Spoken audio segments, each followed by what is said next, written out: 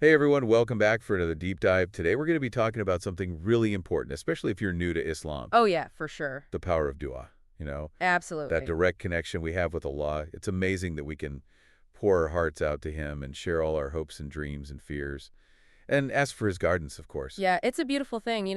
A lot of times when people are new to Islam, they think of dua as just like asking Allah for things. Oh yeah, like a wish list. Right, exactly. But it's so much more than that. We're actually exploring this really cool book called Oh yeah, what's it called? Secrets to Duas That Allah Always Answers. It's by Noor Al-Ramadan. Okay, cool. And right away, this book like totally changes how you see dua. It's not just asking, it's an act of worship. Wow, I like that. It really puts things into a whole new perspective. For sure. Because when you think about it like that, it's not just about getting stuff, it's about getting closer to Allah, you know?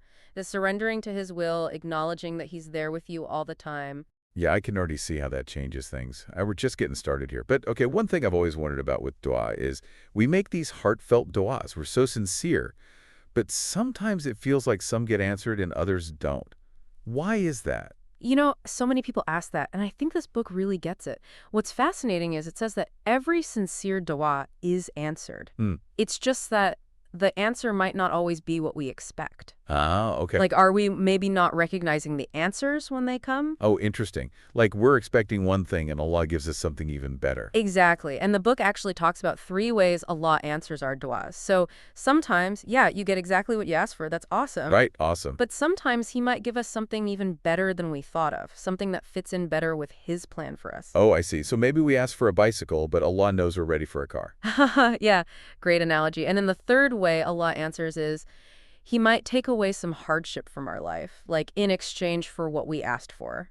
Oh, wow. So even when we don't see something specific happening, something good is still going on behind the scenes. Exactly. Allah is always working things out for us in the best way. And this idea, it's so comforting because it reminds us that every single dua we make, whether it's whispered or shouted, Allah hears it. He's always listening. He is, and He's always responding, even if we don't get it right away. And that leads us to what Noor Al-Ramadan really focuses on in this book. He calls them the secrets to making powerful, impactful duas. Okay, now we're getting to the good stuff. Where do we even begin? Well, the very first secret, and I think this is especially important for new Muslims, Okay. is that you have to make dua with full conviction, with like complete certainty that Allah will answer you. Oh, I see. So it's not just saying the words, it's really believing in what you're doing. Yeah, exactly. The Prophet Muhammad, peace be upon him, said, "Call upon Allah while being certain of being answered." So it's about having that unshakable faith, knowing that Allah is listening and He can do anything, even if we don't see the answer right this second. Right. Trust in His timing. Trust that He knows what's best. But that can be hard sometimes, right? Like, what about when those doubts start creeping in? That's such a good question because we all have doubts sometimes. It's totally natural. But yeah, it can get in the way of our du'as. Imagine you go to your friend to ask for help, but deep down you don't really believe they can or will help you. Yeah, I could see how that would make them less likely to help. It's like you don't even trust them. Exactly. And when we make dua with doubt, it's almost like we're questioning Allah's power or His mercy. So working on that deep trust is really key. So the first secret is about inner work, building that strong belief that Allah will answer our prayers. Exactly. And then once we have that foundation of belief, the next secret is how we express that belief outwardly. And that is starting our du'as with praise and sending blessings upon the Prophet Muhammad, peace be upon him. Right. Praise and salawat. I've heard that's important, but why does that make our du'as more powerful? Okay, think about this. If you want to talk to someone you really respect and admire, you wouldn't just go up to them and start making demands. Right, you'd be polite. Exactly. You'd probably start with a nice greeting, maybe acknowledge their accomplishments, show them that you admire them. I see. So it's about setting the right tone for our conversation with Allah. Yeah, exactly. It's about coming to Him with humility and thankfulness, acknowledging how great He is before we start asking for things. And the book says that a lot of people actually skip this part. Oh, really? Yeah, they jump right into asking. But that's not how the Prophet, peace be upon him, taught us. So what's the right way to do it then? What kind of praises should we be saying? The book gives some beautiful examples. You can start by praising Allah using His beautiful names and attributes, like Ya Rahman, Ya Rahim, Ya Kareem, the most merciful, the most compassionate, the most generous. Ah, those are beautiful. And then we send blessings on the Prophet, peace be upon him, by saying, Allahumma salli ala Muhammad. Exactly. And these aren't just empty rituals. They create a spiritual opening. They make our hearts ready to receive Allah's blessings, and they make our du'as more likely to be accepted. I love that. So we're setting the stage for a real powerful connection with Allah. Exactly. And if you're new to Islam, learning this stuff can make a world of difference. It's about understanding the proper way to get du'a and approaching it with the reverence it deserves. Wow, we've covered so much already. I'm really excited to learn more about the other secrets. But I think what we've talked about today is a great starting point for anyone, especially if you're new to Islam. Definitely. Approaching dua with that strong conviction and beginning with sincere praise and salawat, that's huge. Okay, so where were we? Oh, yeah, we were talking about making dua with that strong conviction and starting with all those beautiful phrases in salawat. Yeah, exactly. Those are like the foundation. Right, the But basics. there's so much more to uncover. Like, ready for the next secret? I am. Hit me with it. Okay, so let's talk about timing because in Islam, there's this idea of choosing the right time for duha. Like there are these special moments when Allah is extra receptive to our Oh, prayers. yeah, I think I've heard of this, like praying in the last third of the night, or like during frustration when you're praying. Yes, you got it. The book talks about all those times.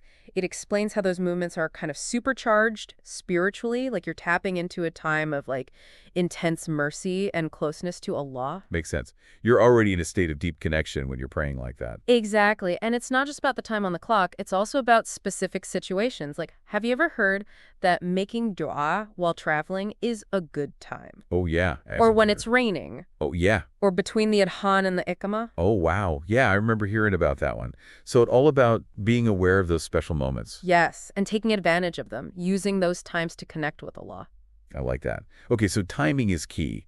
What else? What other secrets can we use to make our dua stronger? Okay, well, this next one, it might seem really obvious, but honestly, we forget about it all the time. What is it? Sincerity and humility. We get so caught up in asking for things, we forget the most important part. Yeah, that makes sense. Because it's not about fancy words or showing off how religious we are. It's about coming to Allah with a truly humble heart, recognizing that we need Him. Being real with him. Yeah, exactly. Like the book says, it's not about impressing Allah, it's about pouring your heart out to Him.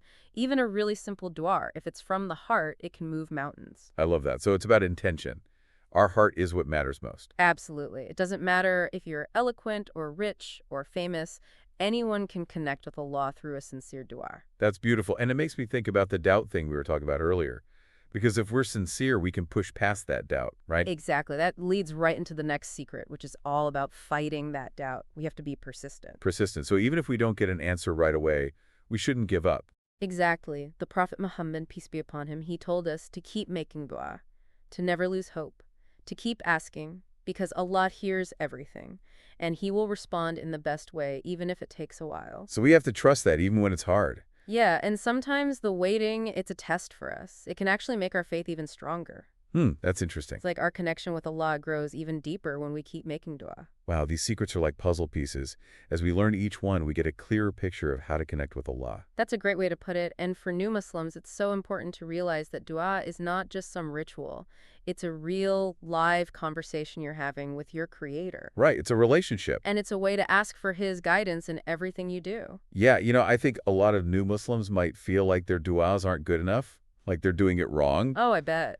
But what we're learning here is it's not about doing it perfectly, it's about doing it with your whole heart. Yeah, that's what the book really drives home, that sincerity is everything. I'm loving all these insights. I feel like I'm really starting to get it. Me too. And speaking of insights, if you're enjoying this deep dive, make sure you hit that subscribe button so you don't miss out on the rest. Yes, please do. And share this episode with anyone who might want to learn about making powerful duas, because we're going to be back with the final part of this deep dive, and we'll be uncovering the last secret, which might be the most powerful one of all. Okay, so we're back for the final part of our deep dive into dua. This has been amazing, honestly. Learning all these secrets from secrets to duas that Allah always answers, it's really changed how I think about connecting with Allah. That's powerful stuff, right? And we've come a long way. We talked about approaching dua with that certainty, starting with praise, and then the importance of timing, being sincere, and never giving up. Right, being persistent. Yeah. But there's one last secret, and I think it might be the most profound one of all. Okay, I'm all ears. What is it? The ultimate secret to unlocking the power of dua. It's about realizing that dua, it's not just about asking for things. It's about aligning our will with Allah's will. Whoa. Okay, that's deep. So it's not about trying to get Allah to do what we want. It's about surrendering to His plan. Yes. And, the book talks about this beautifully. When we make dua, yeah, we should ask for what we think is best. But ultimately, we have to submit to Allah's wisdom, because He knows what's truly best for us, even if we don't see it right away. That's where the trust comes in. It does, and it takes humility, letting go of our ego and just trusting that Allah has a perfect plan. So it's like saying, Ya Allah, I'm asking for this because I think it's good, but you know better than me. Guide me towards what you want, even if it's not exactly what I have in mind. Exactly. Surrendering our desires to his wisdom, knowing that he wants what's good for us even more than we do.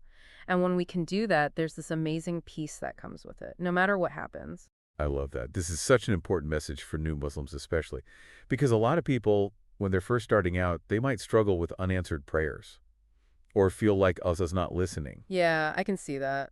But what we're learning here is that Allah's love is always there. His plan is always perfect, even when we don't understand it. Yeah. It's about changing our mindset. Instead of asking, why isn't Allah giving me this? We can ask, what is Allah trying to teach me through this? That's so powerful. It shifts the focus away from what we want and puts it back on Allah. Exactly. And it opens our trust in him. This entire deep dive has been incredible. I feel like I understand dua in a whole new way. Me too. And to all our listeners out there, I really hope this has inspired you to make dua a regular part of your life. It's a direct connection to Allah, a source of comfort and guidance. He's always there, waiting for us to talk to him. And if you've enjoyed this journey, make sure you subscribe to our channel. We'll be back with more deep dives into the beauty of Islam. We'd love to have you join our community. And hey, if you know someone who could benefit from learning about dua, share this episode with them. Until next time, Assalamu alaikum wa rahmatullahi wa barakatuh.